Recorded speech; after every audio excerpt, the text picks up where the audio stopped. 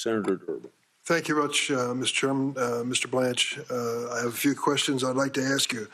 Is it not true that Congress had to pass a law requiring the Trump administration to disclose the Epstein files? The Epstein Files Transparency Act passed by bipartisan roll calls in the House and Senate to finally get the files made public?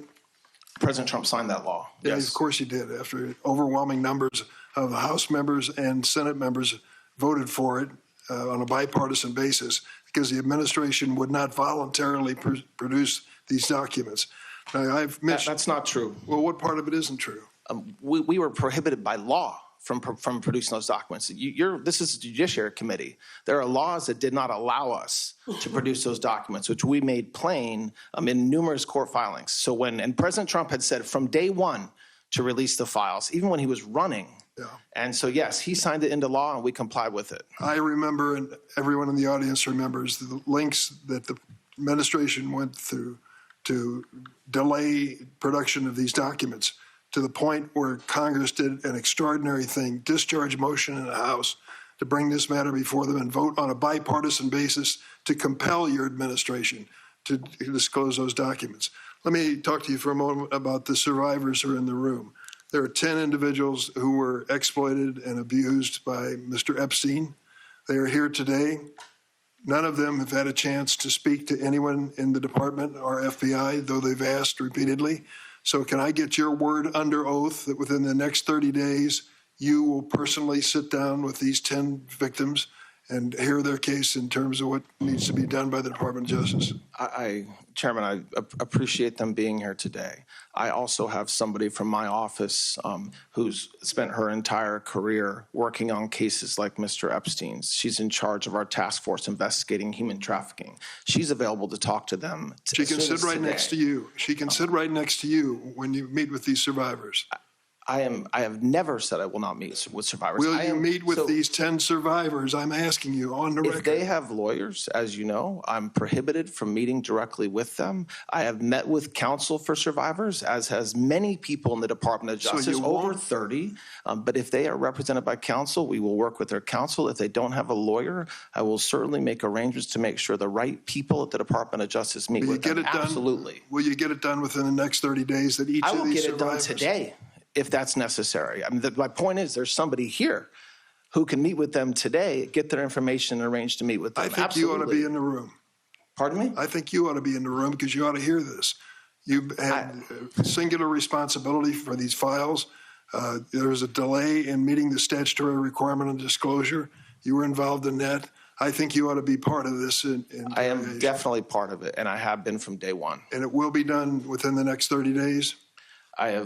I can keep on repeating myself, but I said it could get done as soon as today. It could have gotten done last week. We remain available to meet with any victim or their representative at any time. Will you notify the committee when you've done this? That would be prohibited by law if they're talking about an ongoing investigation. I'm asking you if you'll notify the committee that you met with the survivors. It depends on what they said. I'm not sure I'm allowed to notify you if there's an ongoing investigation. Well, you're dancing on the head of a pin here. I'm not dancing on any pin at all. You have these survivors who have the courage to come before this committee, have the courage to tell their terrible stories, how they were exploited. Don't you think it's important that we have a prompt response by our government to these survivors? Absolutely. And there will be a prompt response. My heart breaks for every survivor, every victim of Mr. Epstein. Absolutely. And I would love to prosecute anybody that did any harm to these victims. Will you meet with them within the next 30 days? The last time I asked a question, you can say yes or no. I can keep on answering it the same way. I can meet with them. My staff will meet with them. We have a staff member here today. If you can meet with them, will you meet with them? I'm not sure what you're looking for me to say. As I said, yes, if they're represented by counsel, I'm not allowed to meet with them directly, as you know.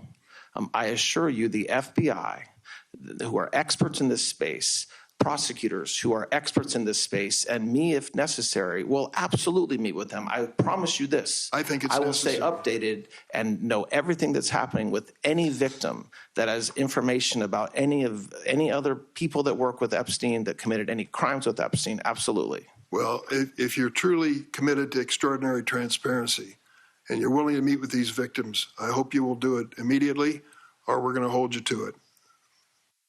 I want to ask you about the immunity provisions that you signed relative to the responsibility and liability of the president and his family and their businesses when it comes to tax audits. Would you like to explain how we can give to the president and his family and businesses exemptions from complying with the tax laws of the United States? It's not an exemption to comply with the tax laws of the United States. As part of the settlement, it was an agreement that any past audits would end. The United States, your signature, the United States releases, waives, acquits, and forever discharges each of the plaintiffs when it comes to tax liability. That's how it reads. It's pretty sweeping. You don't believe that is a discharge forever from liability? Of any past filings, yes. All right, it is. How do you explain that to the American people, everyone in this room, all of us on this side? We have to follow the tax laws of the United States. And if we don't, we can be held responsible for it, to the point of even criminal prosecution. Why did you decide that President Trump and his family and their businesses should be exempt from that same responsibility? As part of the settlement between the IRS and President Trump and some of his family, two of his sons and his organization, as is typical when there's a settlement between plaintiffs and the IRS, part of the settlement included release of any past audits. It does not give any protection to the president, his family, or his organizations for any taxes they file. If they filed it the day of that I signed that agreement, or the day after, they have no protection. No matter what their liability, no matter what their violation of tax law, you signed a document that forever discharged them from any legal responsibility. As part of the settlement that we entered into, any past audits were How often do you think that's been done in the history of the United States? Involving the President of the United States, I'm not sure it's ever been done, but this type of settlement is done regularly. So you're saying that when it comes to the President of the United States, his family and businesses have no responsibility under the tax laws for any wrongdoing prior to the signing of this document? No, I mean, I didn't say that at all. What I'm saying is that I think President Trump and his family are the first president that had their tax returns illegally taken, and made available to the public. So that is unique to President Trump, yes. But this type of settlement is not unique to the Department of Justice or the IRS. It's hard to explain to the American people that no one is above the law when that type of document was signed by you, forever discharging that family and that president from any liability for violating the tax laws. Nobody is above the law. And when we enter into settlements like that, we do it with all kinds of people. It's not just President Trump. It doesn't make any of those individuals above the law. So let me ask you, since you don't believe anyone should be above the law, about the January 6 rioters pardoned. We've taken a look at some of the people that the president pardoned on his first day in office, the ones who attacked this Capitol. And I'll use the word attack because I was here and I saw what happened. Anyone looking at the videos knows what happened on that day. Among those who were pardoned by the president are individuals who've gone on to commit serious crimes against innocent victims across the United States. Do you think that blanket pardon by the president of January 6 rioters was the right thing to do?